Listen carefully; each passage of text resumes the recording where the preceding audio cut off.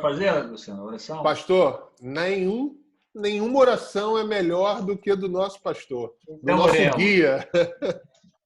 Eterno e soberano, obrigado pela oportunidade de rever os amigos, obrigado pela oportunidade de abrir a tua palavra mais uma vez e ser confortado por ela. Agora, continuamos acreditando que a tua graça é mais do que suficiente em nossa vida, em nome de Jesus. Amém.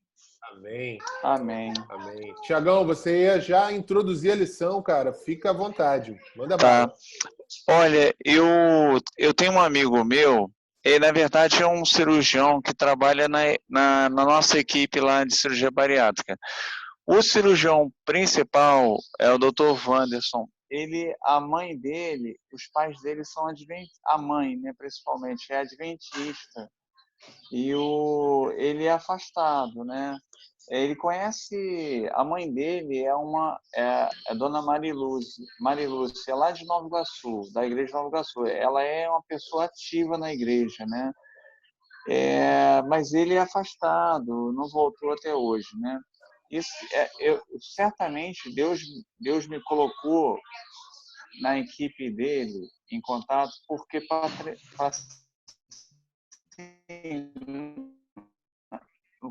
como membro para o Wanderson, né?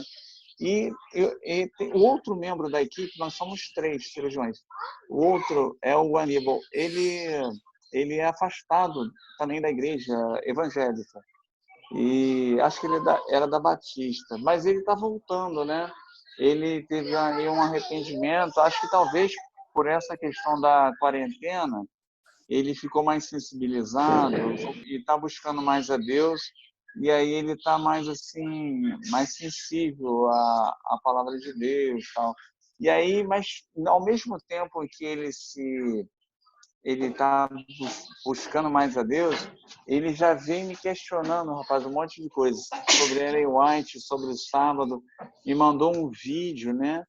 E aí, rapaz, o que eu aproveitei? Eu aproveitei a lição dessa semana. Acho que foi a de terça ou a de quarta que eu passei, né? Ou segunda, não me lembro mais. Passou o quê? O vídeo? Ou a o lição mesmo, vídeo. o papel? Não, a lição o vídeo da lição. Tá. Eu acho que foi a de segunda. A gravação. Aí eu peguei e já mandei. Espera aí, crianças. Aí eu peguei e já mandei para ele, porque eu acho que a nossa lição ela está muito. Aí eu já vou introduzir na lição, né? A nossa lição, ela fala muito sobre a interpretação da Bíblia, né? E essa questão que os cristãos não adventistas, eles não entendem que o dia começa no pôr do sol, né? O dia começa no pôr do sol. Aí na criação fala assim, houve tarde de manhã o primeiro dia, houve tarde de manhã o segundo dia. E aí o sábado, por que o adventista guarda o sábado a partir do pôr do sol de sexta-feira, né? Então eu expliquei tudo isso para ele, né? E mandei o vídeo para ele. E eu vou pegar o gancho. Eu vou pegar o gancho do que você está falando, Thiago. Eu vou pegar o gancho do que você está falando, porque assim, ainda mais nessa área médica, né? Na área mais, não só na área médica, mas na área onde as pessoas têm um nível cultural mais elevado, há um grande questionamento em relação ao Gênesis, né? Em relação ao livro de Gênesis, e especialmente os primeiros capítulos. E porque as pessoas não consideram aquilo literal, né? Aliás, existem igrejas hoje que já não consideram literal, e a igreja católica é uma delas, né? Que considera a Semana da Criação como uma semana de eras e não de dias literais. Só que isso faz com que o fundamento de toda a nossa teologia vá por terra. Porque se você não tem uma criação literal, você não tem um Adão e Eva literal, consequentemente você não tem um pecado original literal, consequentemente você não precisa de um Jesus literal, né? Então, eu queria jogar isso para vocês discutirem. Vamos discutir por que o Gênesis é tão importante para a gente, né? Onde entra? Por que eu preciso saber da criação? Por que eu preciso crer que a criação ela é literal? O que isso importa para a minha vida hoje, no dia de hoje? Luciano. Mas qual que é a maior dúvida do ser humano? Estou te ouvindo bem, Augusto. Estou te ouvindo bem, Augusto. Peraí, quem está falando? Tá ouvindo? O Augusto está falando, Gabriel. Congelou, acho que só o Luciano, talvez. Tá. Posso A falar? maior dúvida do ser humano, quem estuda filosofia, Vai lá. é porque o dele está longe também. Vai lá. Tem um eco aí, tem um troço estranho. Mas vai lá. Tá, então vou ligar. Então, a maior dúvida, principalmente no meio desse meio aí dos doutores aí, como diz aí, quem estudou mais, né? Então, o pessoal é mais darwinista, né? Uhum. Então, a maior dúvida também, na outra ala, que é a ala mais filosófica, aí eles viajam também um pouco mais. E a área filosófica eles sempre foi da seguinte dúvida que tem. A maior dúvida do ser humano é de onde eu vim, quem sou eu e para onde eu vou. Então, se essa dúvida é a maior dúvida do ser humano, eu preciso entender a minha origem. E é a dúvida que eles têm. Só que está tão claro que a origem não é uma origem de alguém que me fez, do que eu ir procurar uma origem do nada. Então, eu preciso entender. Então, é isso a gente entender. Você precisa chegar a um ponto que você não vai ter um limite. Qual o limite? Eu não posso voltar no tempo indefinidamente. Eu, sei lá, tem um lugar. E qual é esse lugar? Eu tenho explicação na Bíblia. Agora, na ciência, ele não vai explicando e vai milhões e vai descendo. E se perde. Então, eu tenho que fundamentar o quê? De onde eu vim. Então, a origem, eu preciso crer que tem algo superior que criou. Se eu vou definir o que foi criado, eu já estou tomando o lugar do algo superior. O algo superior é algo que é acima da minha pessoa. Ou seja, você consegue explicar aquilo que alguém te criou? Você não vai conseguir explicar totalmente. Você vai ter que aceitar em algum momento. Então, se eu conseguir explicar, eu me torno um Deus. Eu me torno Senhor, sabedor de tudo. Então, eu não posso ocupar o lugar de Deus. Então, eu preciso chegar num ponto e enxergar em alguém superior. E aí a gente tem a explicação bíblica. Porque na outra explicação eu não consigo chegar nesse superior. E aí eu vou chegar no Gênesis, o Gênesis me diz toda a origem. Assim, você foi isso, foi isso. Não é mais fácil do que eu viajar no tempo e começar e vai embora e não sabe nem para onde e começa a criar teorias e teorias. E a teoria que eu crio daqui milhões de anos, daqui um tempo, vai vir outra pessoa com outra teoria que não é só 10 milhões de anos, é 100 milhões, é 200 milhões, vai criando. Então, eu não tenho um limite para a criação humana. Então, a entendimento filosófico, ele viaja muito. E ele tem que aprender a parar. E como ele não consegue parar no tempo, a gente para na escritura bíblica que é mais real. Eu acreditar num Deus superior, em algo superior que me fez, e pronto. E eu aceitar que eu sou filho dele, sou criatura dele. Boa. Augusto? Então, Luciano, tem muitas coisas para falar e pouco tempo, né? Manda bala, meu irmão. Vamos nessa. Mas, respondendo a sua pergunta inicial, né, por que isso é tão importante para a gente no dia de hoje, eu acho que assim, é importantíssimo por várias razões, né? Primeiro, por uma coisa que eu falei na última classe dos professores, né, que é a base da nossa fé. Às vezes a pessoa entende que relativizar o Gênesis não tem nenhuma importância assim, objetiva, pode ser como pode não ser, que tanto faz, mas ela não percebe a implicação, né, de negar a literalidade de Gênesis para todo o relato bíblico, né, e a sua própria fé. Você negar o relato literal de Gênesis, você culmina, por exemplo, no sacrifício sem importância de Jesus. Jesus veio aqui e morreu à toa. Esse é praticamente o limite que a gente tem e muita gente não percebe. Então, Exato. se alguém depois assistir esse vídeo, né, na edição, pensa nisso. Pensa nas repercussões de um Gênesis não literal, né? E eu acho que tudo isso, né, quando a gente olha para a ciência, né, e olha para o mundo secular, está envolto no seguinte princípio, de não reconhecer o poder e a soberania de um ser que está acima da compreensão. E aí a ciência usa o que eu chamaria de a muleta tempo, né? Tem uma frase que é muito dita hoje em dia, que é o tempo cura tudo, né? A ciência vai além, diz que o tempo resolve tudo. Então, você dá uns milhões de anos para ele, né? Porque aí ele veio de lá e ficou assim, milhões de anos. O tempo resolveu o problema dele, né? Aí ficou com o dente assim, ficou com uma coisa assado, ganhou essa especialização, né? O tempo resolveu. Mas, na verdade, isso é uma desculpa, né?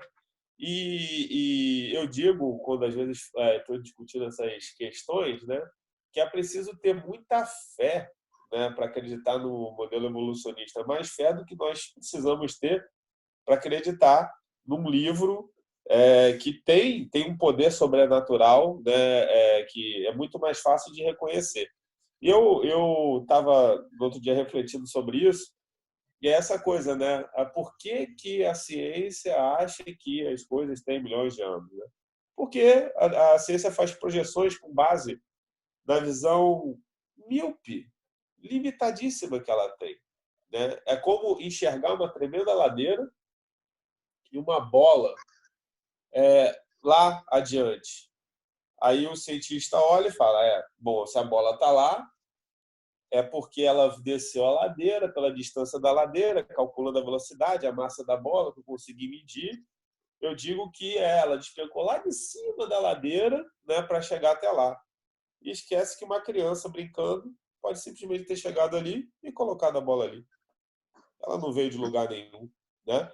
Então, essa coisa das projeções, né? E é claro, eu já vi muita gente confundindo conceitos de física, né? Do que é um corolário, né? Do que é uma teoria, né? Para falar de valores absolutos. Né? Assim, teoria é teoria. Né? Você precisa comprovar para virar algo realmente permanentemente aceito e inquestionável. Né? Teoria ainda questionável. Deixa eu te fazer uma pergunta. E aí eu também pergunto para todos aí, né? Você falou aí uma coisa bem certa, né? Uma implicação muito óbvia, né? Ou melhor, não tão óbvia, mas se você olhar com mais carinho, você vai ver que ela é clara. Se a gente não tem uma criação literal, a gente não precisa da morte de Cristo, consequentemente, Jesus foi um louco, né? Porque morreu. Mas existem outras implicações quando eu não creio numa criação, né, literal. Quais são elas? Eu não acredito. O gancho do microfone aqui depois. Aí não acredita no casamento? Vou só ler aqui com vocês Êxodo, porque eu sei que talvez tenha alguém assistindo aí a gente que talvez não acredite realmente na literalidade de Gênesis, mas pode concordar comigo que Êxodo é histórico. E olha o que está dizendo em Êxodo, conhecido 28, né? Bem conhecido para a gente, capítulo 20, a partir do versículo 8.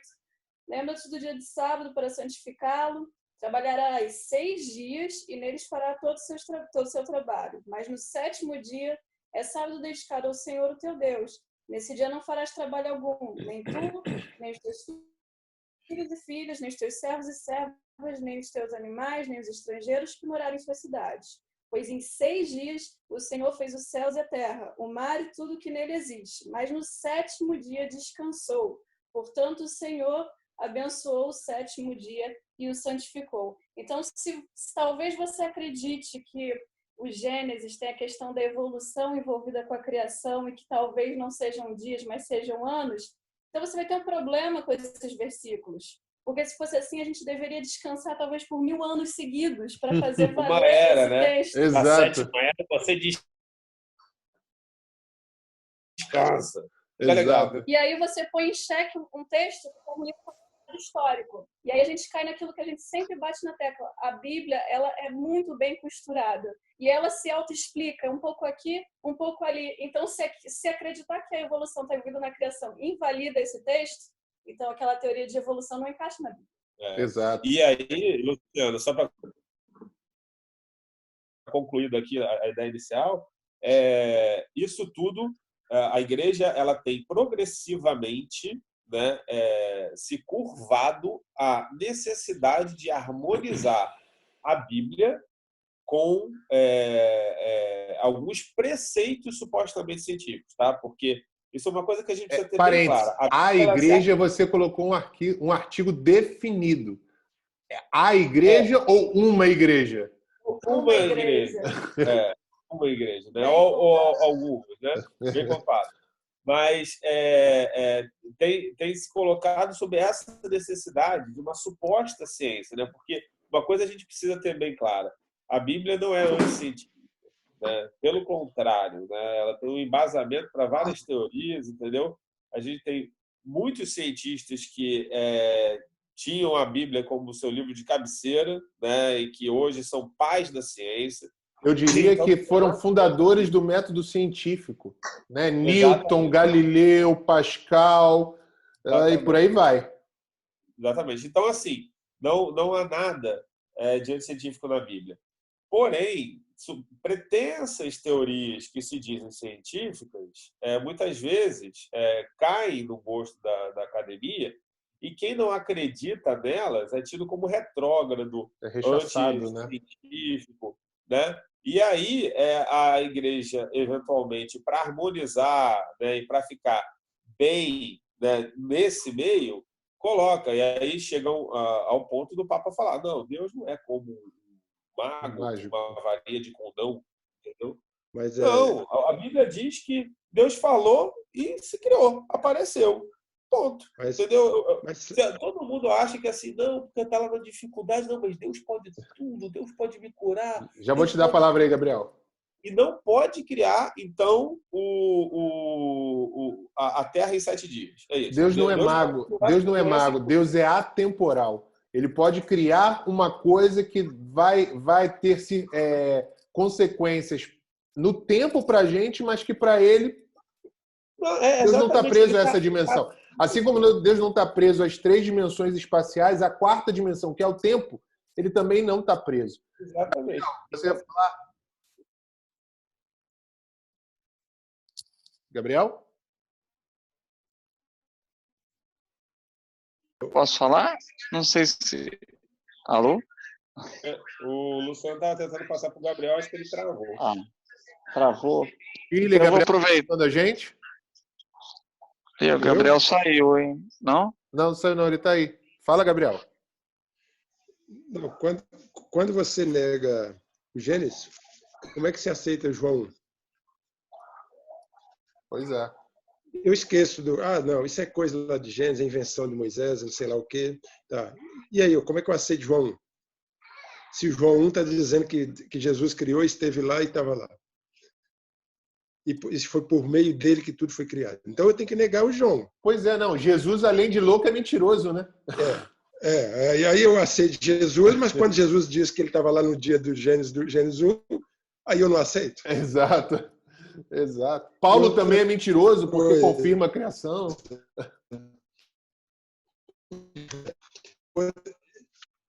Outra coisa... É Luciano que está travando. E outra coisa que eu, completando só o que o Augusto estava falando, por que tenta harmonizar um pouco a igreja, a determinada igreja, tentando harmonizar a coisa? Tem uma coisa que existe para o ser humano, é o seguinte: quando a pessoa tem uma distorção, para ele justificar uma distorção, uma mentira, sei lá o que for, eu não tenho que criar outras. Então, quando eu não aceito alguma coisa do Gênesis, eu tenho dificuldade, aí ele começa a emendar outras coisas. Por que ele começa agora? Se ele não aceita a semana literal, porque vai ter o sábado de descanso, aí eu distorço tudo, eu não consigo justificar, e eu comecei agora a dizer que não é literal, não é dia literal.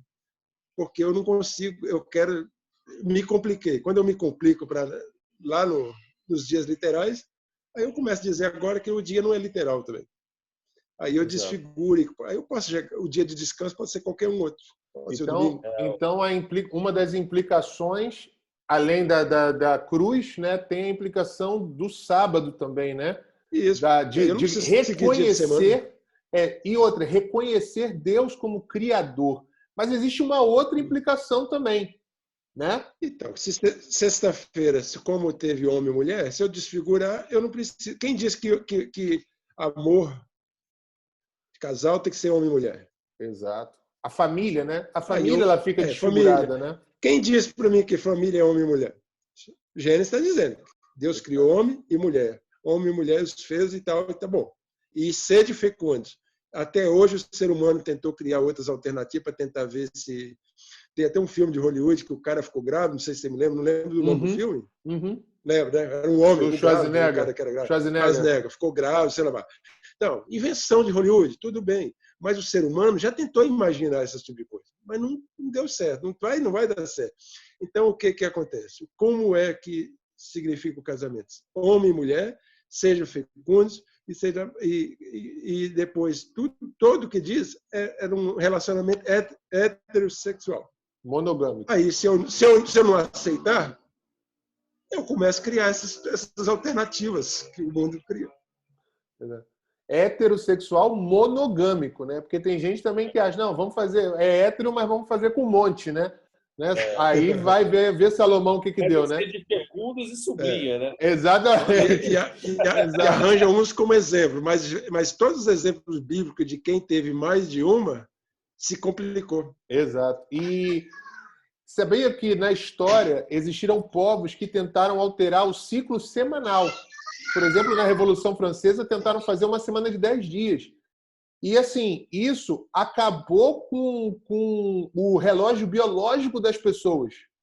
Porque o relógio biológico das pessoas está programado para um ciclo semanal de 7 dias. Então, não adianta com 5, com 6, com 10, não vai dar certo. Não vai dar certo. E pior, e melhor. O melhor disso tudo é o seguinte, cara, um dia você define pelos astros, né? É o tempo que a Terra demora para girar em torno do seu próprio eixo. Um ano você também define pelos astros. É o tempo que a Terra demora para girar em torno da Terra. Um mês você também define pelos astros, que é o tempo das fases da Lua. Agora, e uma semana? Como é que você define? Como que a gente define um período semanal de 7 dias? Não define. É só pela criação do Gênesis. Não existe um método astronômico para definir a semana num período de 7 dias. Não existe. Então, assim... Eu estou perguntando, né? Da onde é que saiu isso? Né? Exatamente. Gênesis 1. Né? E... então, o que a gente vê, né? Olha só que situação que nós nos encontramos hoje nos tempos atuais. A gente vê a ciência atacando a literalidade do Gênesis. A gente vê a sociedade atacando a literalidade... Ou melhor, vamos lá, deixa eu voltar. A gente vê a ciência atacando a literalidade do Gênesis porque discorda de um Deus criador. A gente vê a sociedade atacando a literalidade do Gênesis porque ataca a família, a base da sociedade, desta sociedade, né? O fundamento dessa sociedade. Ataca a família, ataca a literalidade do Gênesis porque quer atacar a família. E a religião ataca a literalidade do Gênesis porque ataca o sinal ou o marco de Deus como Criador no tempo, o santuário no templo, o templo no tempo, né? O santuário no tempo, que é o sábado. Então, a gente vê todos, assim, a grande maioria, atacando a base da nossa fé. E aí, quem sabe seja por isso, a voz do primeiro anjo de Apocalipse, que vem com grande voz, a Bíblia diz, e isso é sinônimo de poder do Espírito Santo, diz assim, temei a Deus e dai-lhe glória, pois vinda é a hora do seu juízo, e adorai aquele que fez os céus, a terra, o mar e todas as coisas que nele existem. porque o tempo está próximo. Então, ali, na primeira mensagem angélica, e agora faltam 9 minutos para a gente terminar a nossa classe, que eu usei a minha sala, a primeira mensagem angélica, a primeira mensagem para o nosso tempo, para o tempo do fim, para o fim do tempo do fim, é que a gente precisa temer a Deus, porque Ele é o nosso Criador. E a gente não deve esquecer disso, porque através disso, já vou deixar você falar, Gisele, através disso é que a gente sabe da onde a gente vem e para onde a gente vai. Fala, Gisele. Eu queria enfatizar que Deus não precisava ter registrado o Gênesis para a gente, tá? Ele podia ter começado a história diferente, mas ele... E eu sei que no Gênesis ele não conta a origem dele, que é o que tanto questionam, mas ele conta aonde começou a história dele com a gente. Isso é muito importante. E uma coisa que eu acho incrível em Gênesis é que ela mostra claramente, esse livro mostra claramente que Deus é um Deus ativo nas nossas vidas. Ele não é um simples espectador. Ele não está apenas vendo a vida acontecer. Ele está agindo. E aproveitando, eu vou citar de novo aí João 1, que o Gabriel citou. Vou ler só o verso 3, que diz, né? Todas as coisas foram feitas por intermédio dele. Sem ele, nada do que existe teria sido feito. Então, tudo é por ele, tudo é nele. Ele é um Deus ativo na nossa vida e que nos ama e que mostrou em Gênesis o que ele tem sonhado para nós. Exato. E como é que a gente perdeu isso e como é que ele deu a solução para a gente recuperar. Exato. E eu vou te dar 2 provas do que você falou. Você falou que Deus não precisava ter escrito Gênesis para nos mostrar que ele é o Criador. Então, eu vou te dar 2 provas. Uma é bíblica. Romanos capítulo 1, verso 20. Porque os atributos invisíveis de Deus, assim o seu eterno poder, como também a sua própria divindade, claramente se reconhecem desde o princípio do mundo, sendo percebidos por meio das coisas que foram criadas.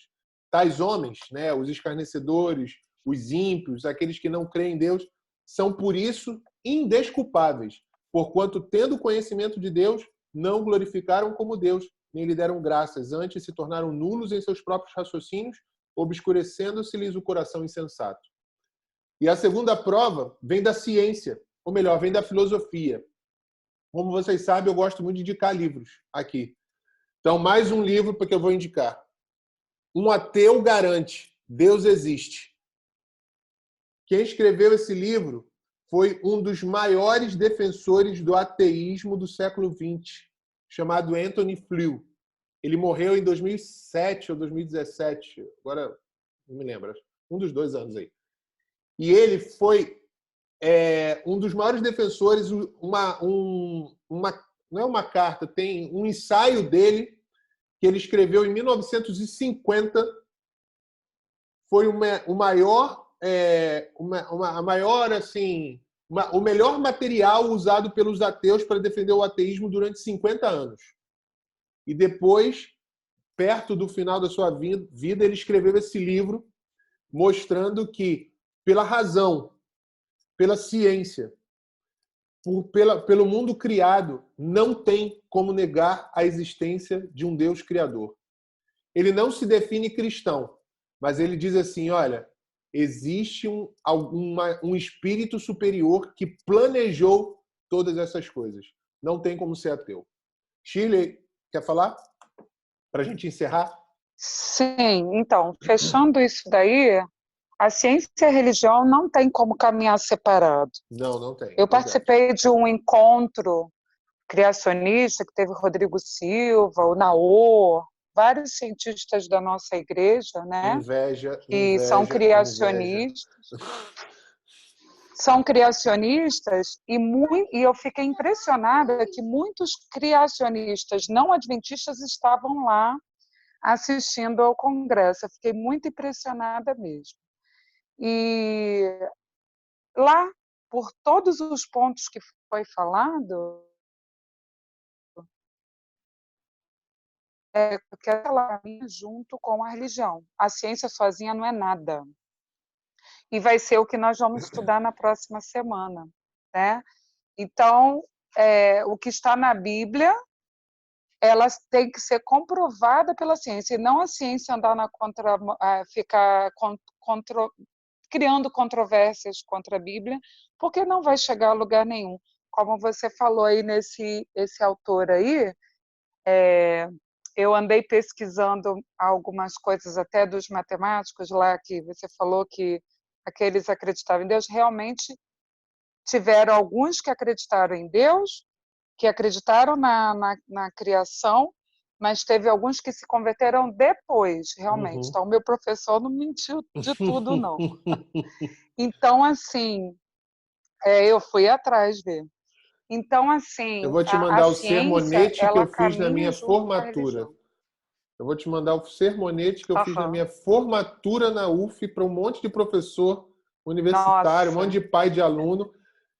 E um colega, um amigo meu que é ateu, pediu para que eu fizesse homenagem a Deus no dia da formatura. Teve homenagem a tudo, inclusive a Deus. E eu que fui convidado para fazer. E um dos exemplos que eu usei foi de Pascal, que tem o seu questionário provando filosoficamente a pela razão existência de Deus. Que é mais lucrativo crer na existência de Deus do que não crer. Né? Com certeza. Teve até um matemático que tentou provar a existência de Deus por um cálculo meio louco lá. Mas não era o Deus que nós acreditamos, né? Enfim, eles ficavam lá discutindo. Mas eu tive alunos ateus, que também não acreditavam em nada, e quando chegou um dia, ele falou assim, ai, graças a Deus. Eu falei, nossa, graças a Deus que você falou graças a Deus. Né? Em algum momento você acreditou que Deus existe, que Ele é o Criador de toda a Terra. E no final ele falou para mim que já estava acreditando, já estava entrando nele. É isso aí. Gente, faltam 3 minutos, a gente precisa encerrar. Muito bom a gente estar aqui. Eu vou pedir para o Sloan, que falou a beça hoje, para fazer oração, para nós encerrarmos a nossa classe de professores. É porque depois que eu ouvi que uma linda mulher entrou na sala, eu fiquei calado. Mas o final como a gente estava falando sobre Gênesis, sobre vida, aí apareceu a vida, entendeu? A vida abandonou, largou só o ventilador aparecendo, mas deixa ela. Ei, Luciano. Deixa quieto. Mas só o finalzinho da lição, Pode falar. Mostra assim, na de sexta-feira, ele fala 2 minutos, tá? O Criador e suas obras encontram-se além da compreensão dessas pessoas da ciência, visto que elas não conseguem explicar esses fenômenos pelas leis naturais, que eles têm dificuldade, porque só caçando pretexto e as coisas e uma coisa mais, visto que eles não conseguem pelas leis naturais, ele afirma que a história bíblica é indigna de confiança. Então, por quê? Porque eles estão procurando dentro da própria criatura, na criatura, ele querendo justificar a criação. Ele tem que aceitar que tudo, nada se cria, tudo se transforma. Já viu esse texto? Então, eles estão nesse contexto, tudo se transforma. Mas e quem criou a primeira coisa? Eu preciso chegar num ponto que tem o Deus Criador. A gente demora de aceitar. Eu vou só fazer um comentário, uma frase só. O homem acredita que tudo é relativo, né? Mas nem tudo é relativo. Deus é absoluto, né? E o homem não entende Deus. Isso a gente não tem como entender. A Gisele falou, Deus se apresenta como foi a história da humanidade, mas Deus não teve o início, né? Ela fez algum comentário sobre isso. Deus não teve início, nem meio, nem fim. Deus, ele se apresenta como Deus, eu sou, né? Ele é eterno, ele é absoluto. Então, o homem não consegue entender ele, por isso não acredita. É isso mesmo. Sloan, oração rapidinha, menos de 1 minuto. Vamos lá, vamos orar. Pai do céu, muito obrigado, Senhor, por esse momento que nós tivemos aqui, reunidos, onde aprendemos, debatemos um pouquinho a respeito da tua lição. E pedimos, Senhor, que Tu venha realmente estar conosco, nos iluminando amanhã, no nosso estudo particular, junto com a igreja. Que Tu esteja conosco durante essa noite. São essas bênçãos que nós pedimos e agradecemos em nome de Jesus. Amém, Senhor. Amém.